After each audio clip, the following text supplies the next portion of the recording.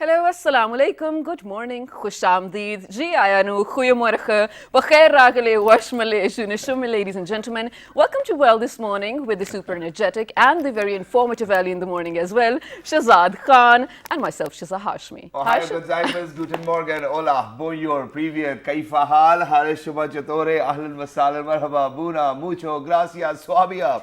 And yes, whatever Shiza just said as well. Ladies and gentlemen, thank you very much for tuning into PTV World. You're definitely watching World This Morning alongside the very amazing, the very superb, always taking the lead, Shiza Hashmi and Shahzad Khan. Hello Shiza, how are you doing today? I'm doing okay. I'm doing better than, of course, some bad days as well.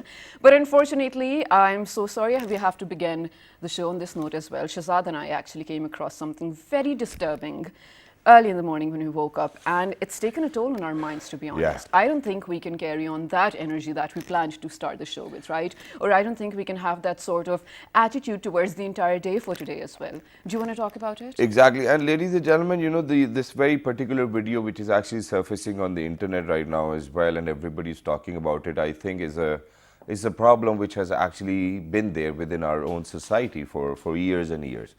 This is for the very first time that a brave sister actually tried capturing her brother beating their mother. And I think that I'm so sorry, but I shouldn't actually be even saying this as well. Imagine that people are actually doing it. People are beating their mother just because of the fact that they need some extra cash and property. I mean, which way are we headed?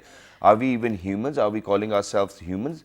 I don't think that we actually have that credit to ourselves to call ourselves as humans. I think that we should all be full of shame. Absolutely. And it's because of the fact that, you know, one mother is actually a mother to everybody else as well. What did the, you know, people did? What do you think that their neighbors did? What do you think that the police did? Police took the guy and then released him after a few hours as well. And I'm pretty much sure that this wasn't the very first time that he actually raised his hand on his mother. Absolutely, Shazad, and actually the mother gave her account on a video later on as well, and she said this was the 5th time she was being beaten like this. I hate to use these words, being beaten, a mom, I know, but this is the harsh reality of the society, of the very society that we do live in.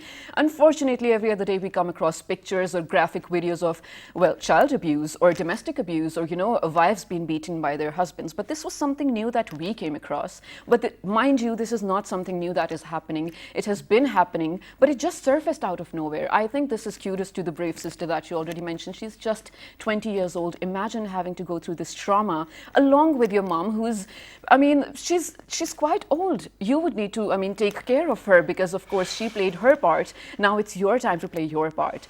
And then imagine this guy. I really want to name him over here as well. Correct me if I'm wrong. His name is Arsalan Qureshi. Remember this name, you guys. This is the culprit we're talking about. Along with his wife, he had this, I mean, something really grave to do to his mom, and then ran away with cash and property papers and whatnot. So you tell me, how materialistic can you be? This is your mother that you're talking about. This is your doorway to heavens in the future as well. I mean, if you do believe in those things too. It's just so disturbing, Shazad. I can't get my mind off it. Exactly, and that's true, ladies and gentlemen, and it's not just disturbing. I think that each and every one of us really need to be blamed for that, and it's because of the fact that, you know, we close our eyes to such problems as well. And you know, where Shiza actually said, so ladies and gentlemen, over here on this platform, may it be any kind of abuse with anybody, may it be a wife, may it be a husband, may it be a mother, may it be a kid, you know, we are going to condemn that as well. But then, ladies and gentlemen, just imagine that a mother who's actually kept you in a womb for 9 months, you know, she actually tried to fulfill all your responsibilities as well. For example, a kid who cannot actually speak, who cannot walk, who cannot even poop on themselves or by themselves. Imagine that a mother, you know, just by listening to the way the kid is crying, listens to all of what he or she actually needs. I'm so sorry. I think this really needs to get a lot of attention. Absolutely. And then at the same time, I think that culprit, a vulturistic guy, Mr. Arsalan Qureshi, really needs to be made an example out of. Absolutely. And this is something which is very important, ladies and gentlemen. And ever since this lockdown happened, smart lockdown or whatever lockdown, I knew that domestic violence is actually going to be on an increase and on a rise as well. And this is a true example. This is a speaking example of that too as well. which obviously we're going to speak about with the lawyer. But not just that, I think that the kind of education you get is very important, and the kind of education you get from your schools and universities and from your teachers is something which really needs to be depicted. But then at the same time, ladies and gentlemen, we do not see it anywhere. We are so hungry, we're just coming out to be animals as well. And what? For some amount of money, for some amount of property. It's insane. Please don't do this to your parents, ladies and gentlemen. They deserve the best of you, not the worst of you. Yeah, and if this is what you plan on doing to them, just please leave the house immediately. I mean, you do have the option to not live with them, right? You do not have to abuse them.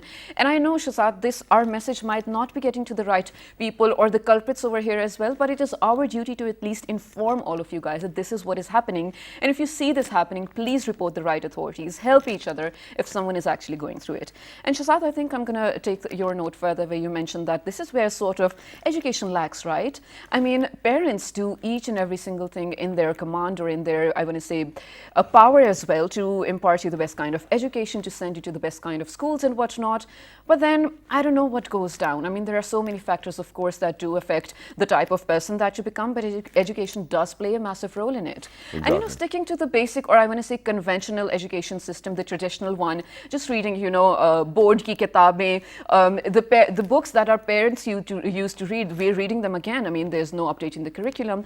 So I feel like there is now time to introduce something innovative, to actually take care of or to cater to the psychology of each and every single student, and then make sort of a curriculum that suits them best, right? Exactly, that's brilliant, and I think that you made a brilliant point over here. So ladies and gentlemen, without any further ado, let's move on towards our guest who's over here. She's got 2 decades of experience as well, and not just that, I think she's the first one who's actually going to talk about educational psychology as well. Yeah. But in the first place, we definitely need to know what kind of innovative ideas need to be inculcated into the education system. Ladies and gentlemen, once again, well, not once again, for the very first time over here in the studios with us, an educational psychologist, none other than Ms. Tahreem Hassan. Hello, assalamu alaikum, good morning, how are you? Walaikum assalam, hello, and it's my pleasure to be here. Thank you very much for joining us. It's wonderful to have you, and it's superb to have a teacher over here in the studios who is actually going to guide us what kind of new innovative ideas we need to inculcate within the education system over here in Pakistan. Right. Let's go. All right, so to begin with, you've been an educationist, of course, for 2 decades. Yes. But when you started, you were a teacher or an educationist. But then you opted to be an educational psychologist. You let us know, when did you feel like there was a need for this? And how does it work? What is, I want to say, your job duty? All right, I'll just start from the very beginning. See, I have a master's degree in educational management and planning. Okay. And English literature. So obviously when I was studying management and planning, there was a component there which was all about educational psychology. Right. And that was very, very interesting for me because, you know, obviously learners are, you know, there's such a diverse scenario in front of you. The learners, they come, you know, every child is unique, every student comes with his own unique set of circumstances and situations. So for a teacher, it is extremely important first to get to know the learner. Right. Yeah. What type of a learner are you dealing with? So I basically, you know, because anyone, you can be a good teacher only if you understand the psychological background to the kids, to the problems they're facing, to the obstacles that they have. I do agree with you, absolutely. And this is something that does not usually or very often happens in different school systems too. Well, again, we have to talk about something very grave. Unfortunately, we did come across pictures of a school principal abusing children. But now this is something that when you talk about, you know, having that sort of a mindset that you wanted to do something for the children and cater to their psychology, that is because you yourself had, mashallah, children and you wanted them to be treated the way that you were treating your students as well. Of course. So when you wanted to actually, you know, learn about them and then give them what to study, how did your school take your idea? And do you think this is something that should be so widely accepted in like all schools in Pakistan? Good question. Yeah. So I'll tell you, it's not just limited to schools. All right. Having dealt with various age groups and various grades, starting from OA level to university students, to conducting faculty development training programs and capacity building workshops. Yeah, exactly. So I was very fortunate enough to be exposed to a lot of different learning environments. Right. So I got to see up close the learners and their learning abilities Okay. and the obstacles to their learning, right? So, yeah, schools actually, see, schools have a very, unfortunately, that's the only reason why the standard of education is falling, is I know deteriorating. where this is going now. Yes, go Yeah, ahead. yeah, exactly. I'll be very honest, because this is the time when probably things can turn around. Right. Especially what you said in the morning, the incident that you talked about, that would pain anyone's heart, you know. Yeah, of What is the real role of education? Exactly. Yeah, the real role of education is not man's inhumanity to man. It is to make you better human beings. Exactly. And if Right. you are better human beings, obviously to progress comes naturally. Yeah, true. Right? So fortunately, if you're talking about schools, yes, they were very, very supportive. They were very supportive whenever I would introduce new innovative measures in my class. Yeah. And with experience, you know, it comes naturally to you. Right. Because, you know, the stereotypical teaching does not suffice anymore. Absolutely. And you know, Why? for It's because, yeah, it's basically because, you know, there's too much information out there. Access to information is growing, Yep. right? The desire to know more is growing, Yep. Right. right? Population is growing. Yeah. The Uncontrollably. learners of today are becoming more complicated. Than Exactly. before. Right, Absolutely. and our lives are becoming so complex and complicated. So, you know, all this means that over the next couple of decades, the education system worldwide Right. and especially in Pakistan is going to come under tremendous stress. So right. that is why Yeah. educational psychology has to be applied and innovative measures have to be sought actually. And the Right. ones who are imparting knowledge, it's very challenging for them, but that's the need of the hour. And you know, for all of those people who are actually imparting this knowledge need to be trained as well and need to have some relevant degrees to that as well. But you happen to be the flag bearer of innovative education. Thank you so to- much. I do it with I'm very Which passionate is about great. what We I can do. see that. We I'm can very see which is passionate great. about what and I that's do. why we're having you over here. That's why Thank we're you so having this much. conversation with you as well. But now, when we speak about innovative education, okay, as much as it sounds really cool, I really need to know what's in it for all of Yeah. us. Yeah. When you said you were introducing innovative ideas in your own classroom, I do that. What were those? All right. See, like the culture that I develop for my learners it basically stems out of my own feeling that it is the teacher who's the change agent. Okay. And it is the teacher who will set the classroom vibe. All right. Yeah. Yeah. Which is true. Yeah. So as soon as you enter the class, scenario one, the teacher enters, students are not bothered, they're not even listening to her. Teacher forces them to acknowledge her and greet her, Yeah. right? Right. And then when they greet the teacher is like, okay, open your books on page this, and everyone quiet, not pin drop silence and Yeah. stuff like that. Right. Okay, so this is the stereotypical situation. Innovative one would be you walk into the class, Yeah. let the children judge what she's up to. Okay. Yeah, Okay. prepare What the them mood for today is. Yeah, exactly. Don't enforce Yeah, anything. expect the unexpected. Yeah. All right. Interesting. Yeah, same situation. Kids, you know, generally they're the same. Yeah. They will not be listening to you. Probably they're busy talking amongst yourselves. Especially teenagers. Yeah, that's Yes, me. That's even me. even the elders one, you know, and yeah, the kinesthetic ones who learn by touch and movement, Yeah, the yeah. fidgety ones who can't sit still, right? Those learners, yeah. So there's so many out there. Yeah. So they're not listening. So what you do is, I take pride in the fact that, you know, I would, to get their attention, I would greet them myself. Wow. Right. Yeah, That's I would greet interesting. them myself, and then I'll say, well, how the class is going to run is going to depend on you. I put responsibility on them. That's interesting. I to put engage responsibility them, actually. on them immediately that, you know, how the mood of the class is going to be is going to depend on you also. Exactly. And you know, And with your intonation, with your gestures, they know what you mean. Yeah. You're the very smart kids. They're very smart kids. Yeah, kids are not dumb. That's true as well. Yeah, but very- I'm going to mention one of my professor over here, Sir Tariq. I hope wherever he is, you know, he's doing wonderfully well, because he was one of those professors who would actually be like, okay, you know what, that if you guys want to take the class, take the class. If you do not want to take the class, just step outside and you will be marked present. I was like, wow. yeah, why not? Okay, that's So a I think it big was only privilege. 5 or 10 Teacher. students towards the end of the class, but yes, I was one of them.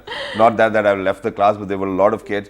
And I think that it actually gave us that environment where everybody who wanted to learn was only left in the classroom.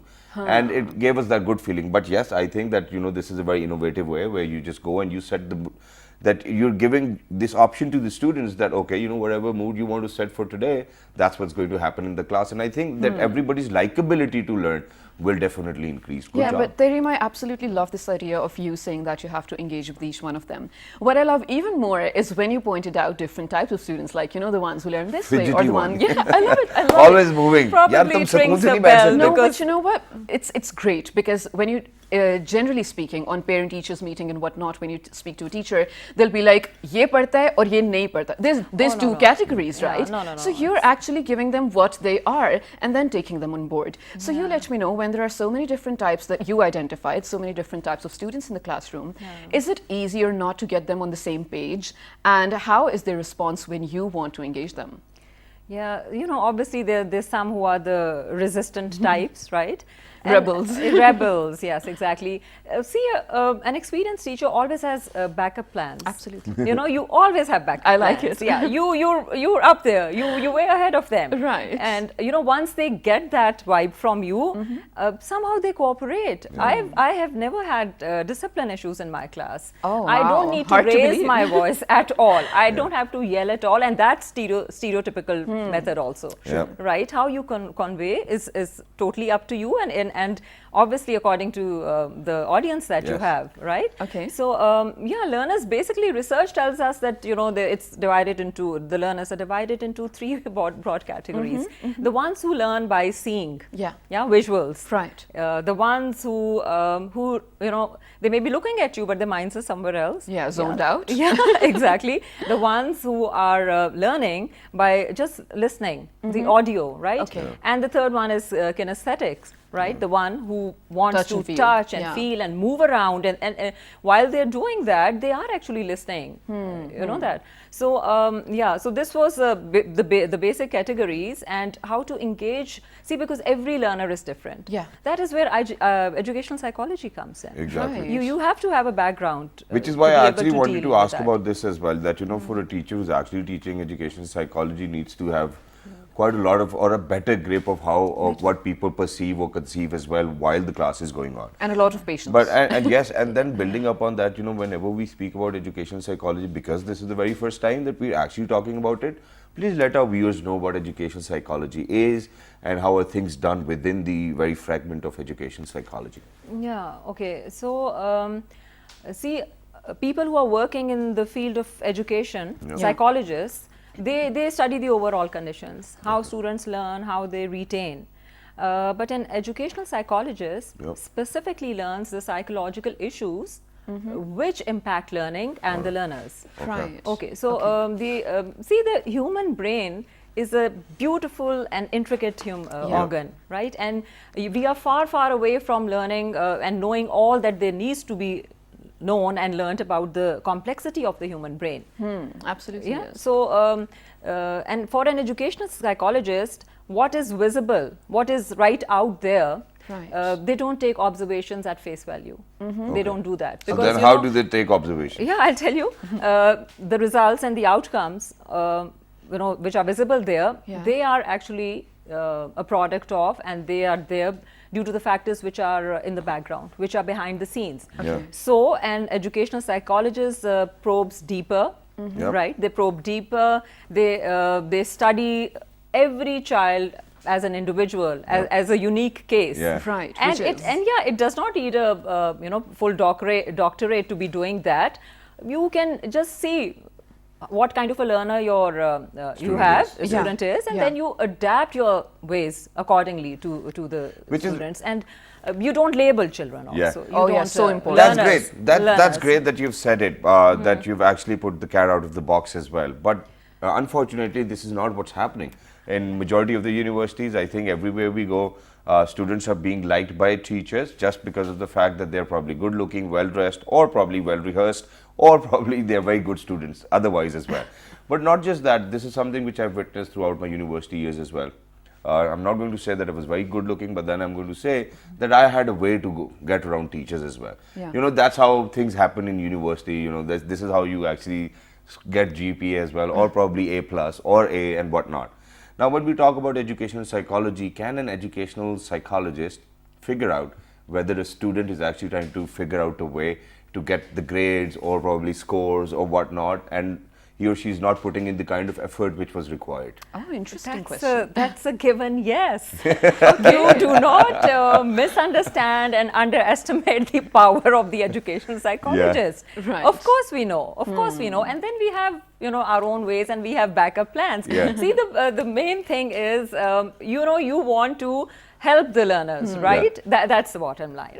A teacher is a spiritual parent. Yes. Right, absolutely. So to expand their horizons, which affects their behavior. Yep. So behavior could be, should I learn, should I be Ma'am, dedicated? please, yeah, ma'am, please, yeah. Exactly. Should I be dedicated to learning, or you know, this will get around this person? Yeah. Okay. No, and because that behavior will affect learning. Exactly. Either they will be so motivated to learn that they become over ambitious, and you know, all the negative competition which youngsters of today Right, have. right. We don't want that. Or either, you know, the learning switch is totally turned off. So how do you strike a balance there? You know, a person, an educational psychologist, has a trained eye. Yeah, Has a trained eye. Which is great. One last thing, Shiza, I'm very sorry, but one last thing, and then I'm going to finish off with my Okay. questions as well, and that is that, you know, for everybody, may it be a teacher, may it be a father, mother, or anybody, they do have their own likes and dislikes as well.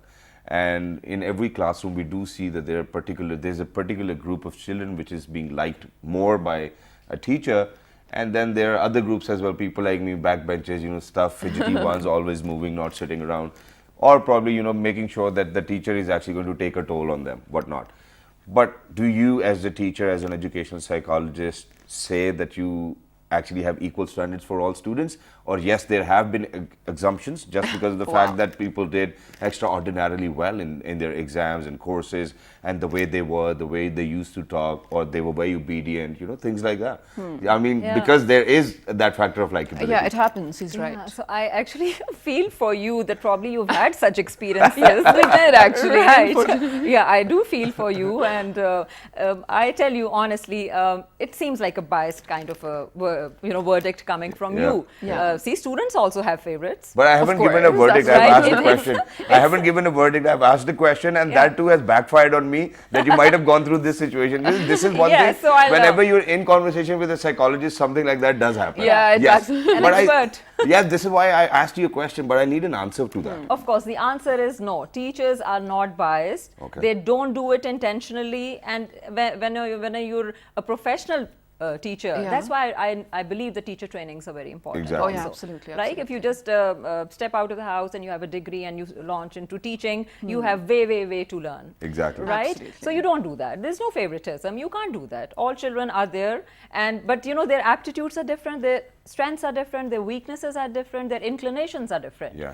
So some will, you know, so you have to have a combination. And the of teacher how needs to realize who needs what, Of basically. course, Yeah, that's how it goes. Brilliant. So That's that is so- why innovative teaching has to be brought in. Yes. And you know, Ms. Tahim, I feel like this is why you're here as well. Your students do look up to you, your children, everyone does look up to you. And Thank you so because much. you So happen kind to of be an you. exemplary teacher so far, that we have discovered about you. Thank Towards you so the end, I much. want you to address this one little thing that is so absolutely important.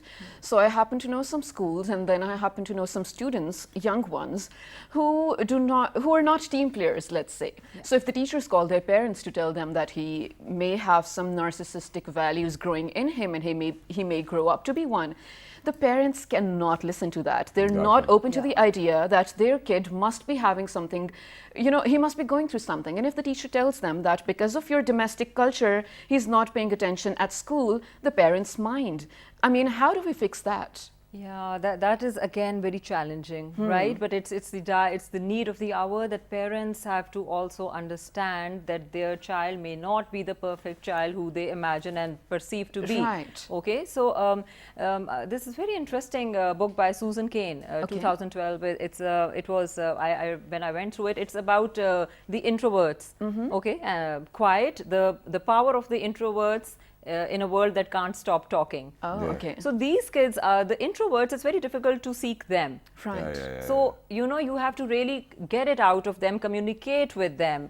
And then when you tell the parents, so, see, again, if you have to be prepared that parents may not take it well. Right. Yeah. So again, you have to have your own strategies, how to work your way around it. Okay. And, you know, get the confidence of the parents. So then it's a process. It's a long process. It can't, you just can't convince them just And on you've explained wonderfully well as well, but thank you very much, Ms. Tareem, for being with us. And You please were make sure amazing. that you keep on bearing that flag of innovative education and educational psychology. Yeah. Ladies and Thank you so gentlemen, these much. are the things which is the need of the hour as well. But not just that, I think the need of the hour is that we really need to learn whether, God forbid, if your brother, sister, or anybody else from the family is beating your parents, what to do about them legally. Let's do this after a short break. Don't go anywhere. We'll be right back. Stay tuned. Good morning.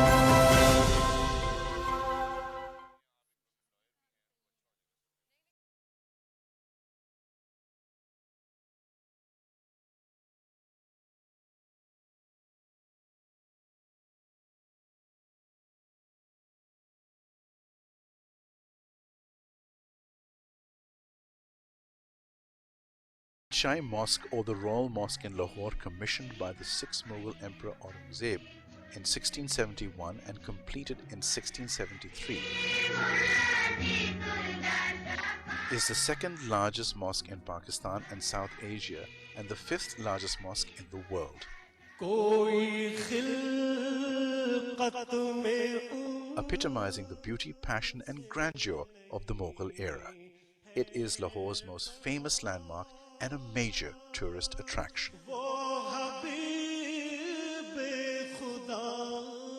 Capable of accommodating 5,000 worshippers in its main prayer hall and a further 95,000 in its courtyard, it remains the largest mosque in the world. From 1673 to 1986, a period of 313 years, when overtaken in size by the completion of the Faisal Mosque in Islamabad. Today, it remains the second largest mosque in Pakistan and South Asia and the 5th largest mosque in the world after Masjid al-Haram, Grand Mosque of Mecca, and Al-Masjid al-Nabwi, Prophet's Mosque in Medina.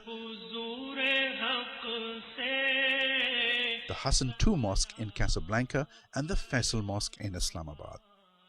To appreciate its large size, the 4 minarets of the Badshai Mosque are 13.9 feet, 4.2 meters taller than those of the Taj Mahal, and the main platform of the Taj Mahal can fit inside the 207.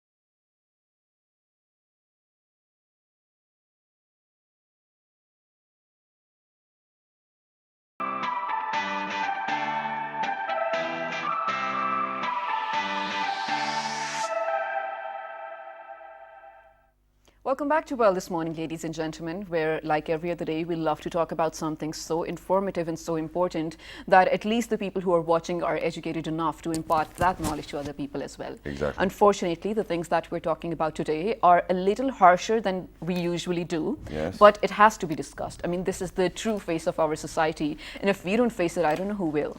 Exactly. So, ladies and gentlemen, very quickly, what we're going to do is that we're actually going to be in conversation with a criminal lawyer who's over here in the studios with us. She's going to educate all of those mothers who are out there, or probably all of those people who think that they're vulnerable to such kind of violence. and she's actually going to guide you through what you really need to do, what kind of cases can be actually looked up to, or probably who to go for help and how to seek help and how to seek justice. So ladies and gentlemen, without any further ado, and for all of those people who've just tuned in, let us be very clear on this as well, that ladies and gentlemen, recently there's been this video which is surfacing on the internet where there's a son who's actually beating his mother, and I feel very sorry to say or to talk about this as well, but not just that, we actually have an expert over Skype as well and one in the studio. So ladies and gentlemen, first of all, the first one in the studio is Miss Saida Kashmala. Hello, assalamu alaikum, good morning, how are you? Walaikum assalam, good morning, I'm good, what about you? Absolutely perfect, thank you very much for joining us, it's wonderful to have you. One more gentleman, ladies and gentlemen, who's actually got good grip over law. I mean, you talk about any kind of law, ladies and gentlemen, he's one of those people who's actually all over Pakistan talking about whatever issues there are or loopholes for that matter within the law as well. He happens to be a social activist. He's none other than Mr. Waqas Abrez Khan. Hello Waqas, assalamu alaikum, good morning. Walaikum salam. How are you, man? Absolutely perfect. First of all, I really need to apologize that I was not able to send you a birthday video, but I did wish you. But now coming back to the topic over here, we will start with Miss Kashmala and then come back to you as well. So Miss Kashmala, in the first place, have you seen that video? Yeah, I have. What do you think that mother or sister can do in a situation like this? I think they have did what they could best, do. True. Yeah. Because somehow our system is flawed as well. We have so many laws in place, but whenever it comes the time to implement them, then we lag behind. All right. Okay, the guy was arrested. The DC came in. He put in his word. The guy was arrested, but he was released afterwards. Yeah. Because that what happens here.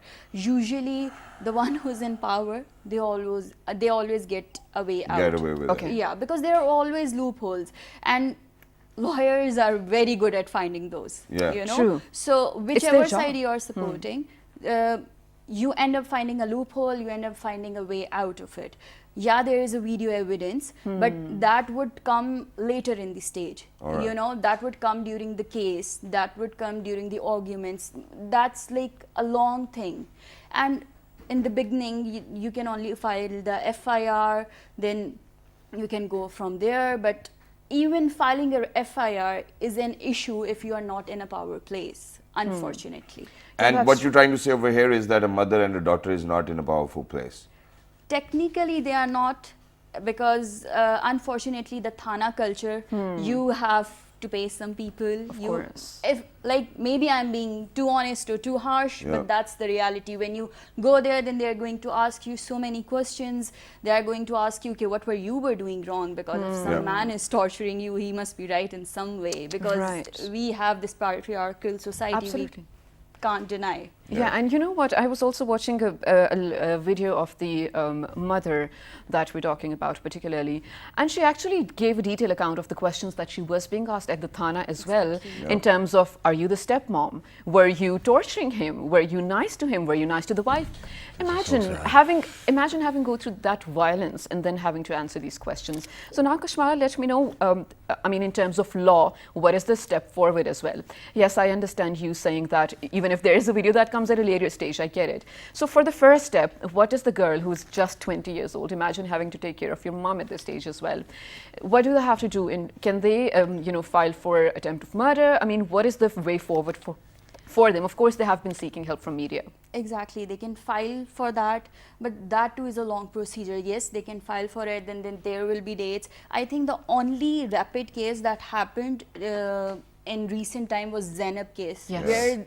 where the guy got the penalty for it very soon. Otherwise, usually we take such a long time that the victim start getting, annoyed of the system. Right. And gives up. Yeah, he gives up. Exactly. So, let's have another opinion as well. Mr. Waqas, can you hear me? Are you still with us? Yes.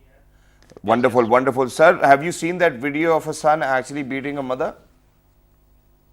Yes. Yesterday I. What do you have to say about that? What do you think? How do you think that the mother and the daughter, they can actually protect themselves by seeking help from the law or the law enforcing agencies? What do you think needs to be done at this time? They can seek the help of our law enforcing agencies, and they can move to police station for lodging the FIR, because this thing has been clearly mentioned under CRPC that if the cognizable offense has been made out of, if somebody is grievously hurt by this somebody actions, then that person can lodge the FIR to police station, and the provisions relating to the hurts has been provided and given under section 337 of Pakistan Penal Code, so that they can help and seek the protection of our law enforcing agencies. At the same time, they can move to the police station for registration of first information report.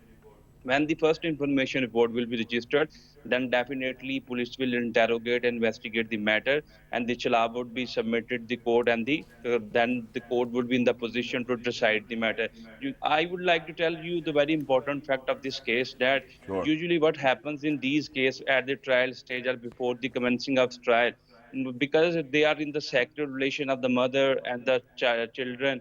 So in these cases, it is always observed in my practice that in the later on they compromised. They compromised, and there is a collision between the party due to the blood relation.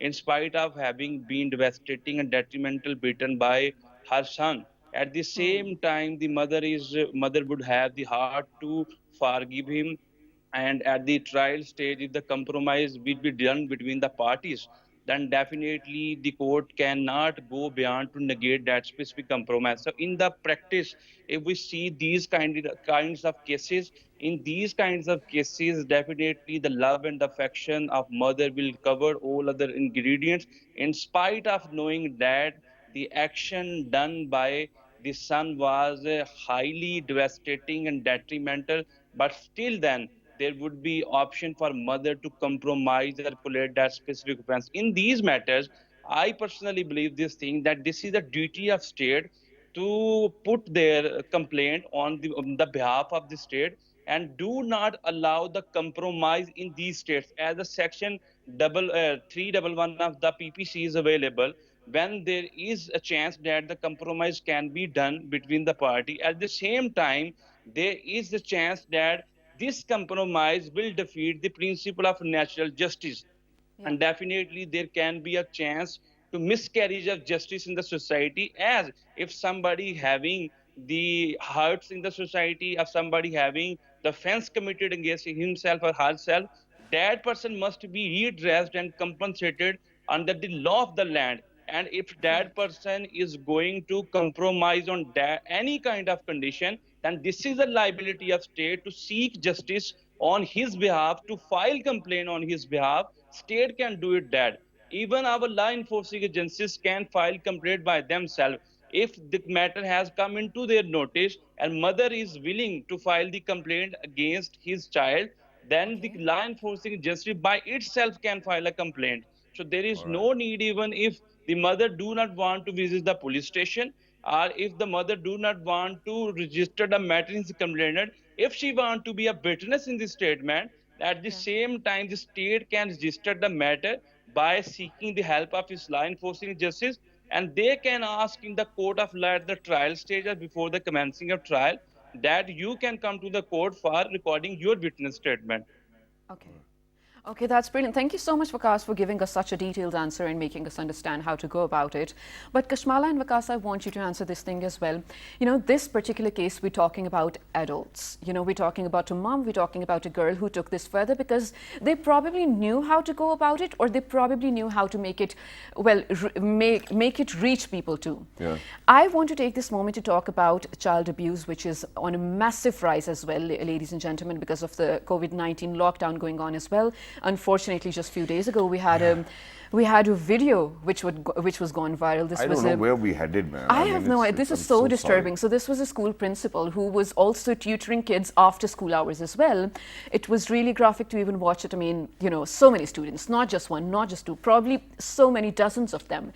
Now, those kids, they don't know how to go about it. They don't know their rights. Let us know about the child rights that they have. And I mean, sometimes for a kid who's even shy to tell it to their parents what happened to them, how should they reach the authorities and make sure that the culprit is behind bars? You know, the first problem we face generally with abuse is that we don't talk about it. Yeah. It's a taboo. No parent encouraged the child to talk about it. Exactly. It be any kind of harassment. Yeah. Right. And it's the one case that is on display. Every child is facing some sort of harassment, some sort of abuse in every household. Yeah. Yeah. There are so many surveys. There is this survey by NGO Sahil that tells that 80% of kids are facing abuse. And these are the only ones that are reported. Yeah. Imagine. How many are not? Who can report? Yeah. Who is familiar with something? Who's Right. familiar to say something? There are so many kids. There are kids in rural areas who are uneducated, who have no idea about anything about their right. We were one of the first Muslim countries, actually the first Muslim country who rectified UNCRC, Convention on the Rights of the Children, Yes. right? Yes. But where are we? Where are our civil services for children rights? Yeah. No one is looking upon them. The first question I had in my mind when the lockdown was going on, that how are we going to treat our vulnerable groups? Because you know, our society is just based on the fact that how they treat their vulnerable groups. Yes. And for so many children and women even, yeah. going to their work or to their universities or school was an escape. Yes. Yeah. They were True. escaping their domestic abuse from there. But then the school came in as you mentioned, the principal thing. School is, or teacher is something, whenever I talk to my younger siblings or something, I tell them to talk to their teachers, because that is someone a student always look up to. Yeah. To talk to their teacher or to talk to their parents, right? But if a teacher is doing this thing, how can you comprehend what's the next thing? Exactly. Who to trust anymore? Who to trust anymore? And in cases right now, what we see every day, there are parents who are abusing their kids as Yeah. well. So how you go about it? There's one very good thing. I was looking at it on Twitter actually. Yeah. There's this child book which is in Urdu. I really like it that it's in Urdu because it's a universal language everybody can for read it, yeah. everybody can read it. The title was by Ashad Qureshi, and the title was Mera Jism Mera Oh Hai. yeah, I saw that. I It's loved amazing. it. Amazing. Why don't we spread such things? Why don't we give it to our child that Yeah. if he can't even talk to us, he can feel that? Yeah. Right. You know, there are so many ways to get to your child, but we are just not going to talk about it. Exactly, just- and we have this habit of brushing it under the carpet as well. Yeah. And you know, for all of those parents who are out there, they take this immense pressure that what the family might say as well. But ladies and gentlemen, who's more important to you? Is it your other family members, or is it your kid who's actually going to grow up and might have some mental issues as well? But Vikas, are you still with us? Yes. Yeah. Now, Vikas, speaking about child abuse and the matter which has been brought to this brought into light by Shiza Hashmi over here, sitting right next to me, is that Sialkot incident which happened, where there's a teacher who's actually abusing a kid as well. Not just that. Now, what I really need to ask from you is that, you know, there have been multiple occasions where there are people who've actually harassed or sexually abused children, and there are no evidences for that. How do you think a person, for example, if a child walks up to me and he's like, I actually need your help, Yeah. please do something for me, we really need to go to the police station or something, but not having the evidence whether that the kid is actually speaking the truth or not, how do you think that we can actually get our hands onto the culprit? Firstly, this is a very interesting question that mostly in the most probable cases it has witnessed and seen in our practical life. Such kind of the incident occur with the child, they do not know how to report this matter. So definitely, where the law comes, it also impose the incumbent duty on parents or any of the guardian of the child to file the first information report. At the same time, if the person, just as you have quoted your example, if somebody comes to you and asks you that something which is known as offense has been committed against me, and I request you to file the first information report on my behalf, you can even the lodge first information report, but that must be based on the solid grounds, that the information which you have received must be based upon the facts. Because after registration of FIR, you have to prove this offense. You have to prove this offense in the court of law by producing cogent and concrete piece of evidence. If you will not have the concrete piece of evidence before the court of law, then definitely that person will be acquitted at trial before the court of law. So at the same time, when you allege somebody, you must have evidence to prove that offense. In our society, it has been witnessed from last many years that the child abuses every day in Pakistan. Even the incident which was mentioning by the Shiza, That was of the great importance, that how dolefully and dreadfully we are behaving in the society, that the teacher, who is supposed to be the spiritual father of the students, and the way he has abused his student, this is going to be lose his confidence for the rest of the life. At the same Absolutely, time, when Vakas, you're so we right. You're right, absolutely. It's going to shatter the confidence of that very child, along with hundreds of others who actually reported the same case going on with them with the same principal as well, unfortunately. But Kashmala and Vakas, we're short on time as usual. We really need to carry this discussion forward as well. So many questions we have about this. So we will definitely do that. But in case you guys have any query or if you have any sort of feedback, do write to us on our Facebook page with the name of. It is with the name of World This Morning, but ladies and gentlemen, to be very honest, I think I haven't had such a sad show ever in my life. And knowing that, there are teachers who are abusing their students, knowing that there are sons there who are actually beating their mothers, is something which really weakens my heart. And ladies and gentlemen, for whatever we're going through in these times as well, and what we say as a nation, we're not a nation, we're not a good one, and you know what, we really need to look into ourselves, and we really need to learn a lot more to be amongst all of those nations who actually look after their parents, who look after their students, who look after their kids, who give free medicines, who are always there for their people. Right. Please stop doing all of this. Please, please, please. I think that this, as a Muslim, I'm requesting you to please not indulge into such activities, because Allah ka azab is then just around the corner. Please don't do Yeah, that. I really, really hope we don't have to talk about this anymore. It stops happening. But if you have any feedback or any questions about these particular things, do write to us on our Facebook, Twitter, and YouTube with the name of Well This Morning. And the repeat of this particular show you can catch at 5 past midnight. Please look after yourself, look after your parents, and look after your kids. Bye bye. Good Morning. Thank you.